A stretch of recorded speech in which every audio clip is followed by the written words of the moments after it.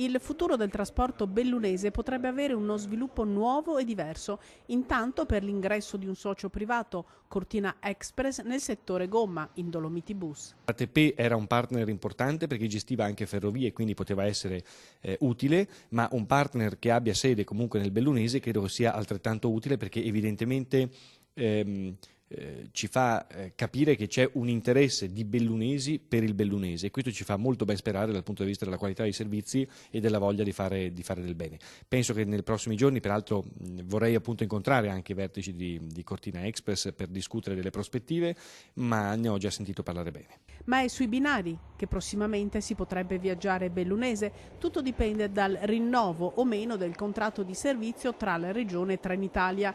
Il presidente Zaia ha tuonato contro il servizio annunciando di disdire il contratto a fine anno. Così fosse, ecco la risposta locale. Se veramente Zaia ha dato disdetta a Trenitalia, probabilmente si apre la unica opportunità, direi storica, di fare un'unica gara per la provincia di Belluno per il trasporto su gomma e rotaia insieme e quindi fare una gara per un sistema di trasporto pubblico. Questo vuol dire modificare l'assetto socio-economico di un'intera provincia. C'è una valenza sicuramente turistica in questo tipo di visione, ma soprattutto c'è una valenza, diciamo, di rilancio del trasporto pubblico per gli utenti. Utenti che oggi sono pochi rispetto alla potenzialità che la provincia potrebbe invece esprimere. Sono pochi oggi perché la scarsa integrazione gomma-rotaia fa sì che i nostri servizi non siano ovviamente adeguati e quindi rilanciare invece il trasporto in altra maniera potrebbe generare delle economie di scala veramente interessanti e dei servizi, anche un'offerta di servizi molto interessante che potrebbe completamente modificare il modo con cui noi ci spostiamo nel bellunese.